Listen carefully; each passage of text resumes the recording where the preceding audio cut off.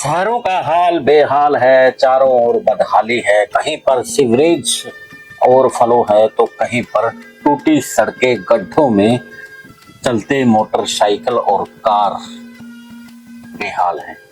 और इस बेहाली के पीछे नगर परिषद के जो चेयरमैन है या फिर चेयरपर्सन है, उनके घोटाले हैं। सरकारें जहां लाखों करोड़ों रुपए की ग्रांट नगर परिषद को दे रही है, वो ग्रांट कागजों में रह रही है। यानी कि वो जो ग्रांट आम जनता के लिए आई थी, उनकी सुविधाओं के लिए आई थी, वो ग्रांट अब भ्रष्टाचार की भेंट चढ़ रही है।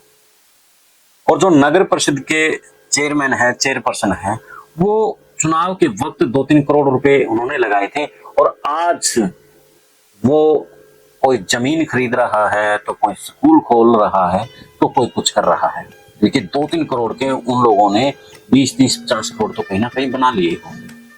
आपके शहर की ही आप सोच लीजिए, मैं किसी एक शहर का नाम नहीं ले रहा हूँ, ये पूरी हरियाणा की बात कर रहा हूँ।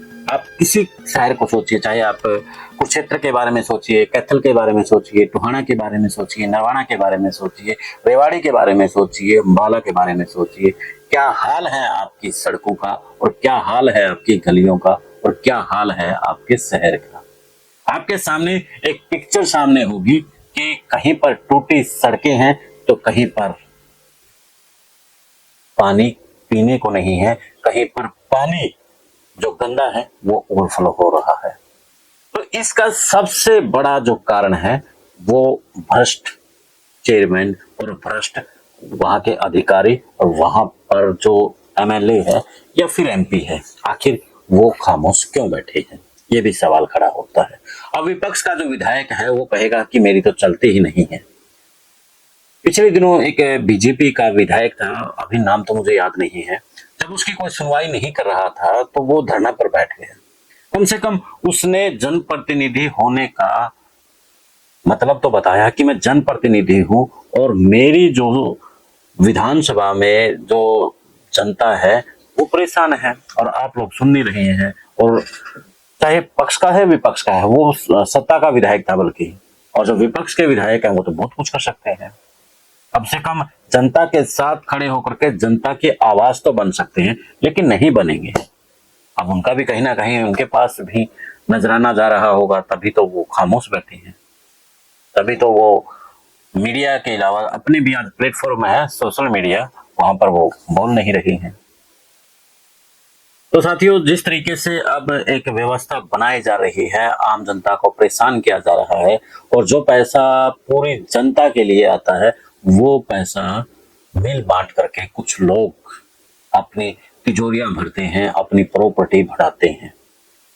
हाल फिलहाल कई जगह जब हमने इस खबर को बनाते समय रिसर्च की और यही पाया, हालांकि हमें फिलहाल पुख्ता सबूत नहीं मिले हैं, पुख्ता सबूत मिलते ही हम लोग आपको दिखाएंगे भी। अभी हमने अपनी टीम के साथ मिलकर के रिसर्च करनी शुरू कर दी है कि कौन से शहर में कितना हिस्सा किसको जा रहा है, कितनी ग्रांट आई है और कितनी ग्रांट उसने लगाई है और क्या कुछ समस्या है। इसमें साथियों मैं आपकी भी हेल्प चाहूंगा। आप मेरा व्हाट्सएप नंबर पर जो भी जानकारी है आपके मोहल्ले की, आपके शहर की, या कोई आप भ्रष्टाचार की आरटीआई की कॉपी देना चाहते हैं, तो आप मेरे व्हाट्सएप नंबर पर जरूर भेजिएगा। लिख दीजिएगा, कॉल कई बार नहीं उठा पाते हैं, उसमें आप बता देना कि ये खबर है और ये सूचना है, हम उसको अपने कार्यक्रम में शामिल करेंगे।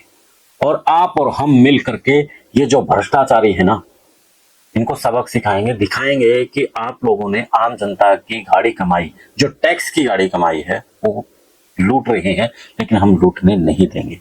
इसके लिए आपको द इनसाइडर मीडिया का सहयोग करना पड़ेगा, आपको थोड़ी सी मेहनत करनी पड़ेगी और आपके साथ इनसाइडर मीडिया खड़ा मिलेगा। ये जो प्रॉपर्टी बना रहे हैं, जो ये पैसा तिजोरियों में बंद कर रहे हैं, इनको बेशक से ईडी ना जांच करे या इनको सजा ना मिले, लेकिन हम जानेंगे तो कि कितना क्या कुछ ये कर रहे हैं। खैर, क्या कहेंगे आप इस वीडियो के ऊपर?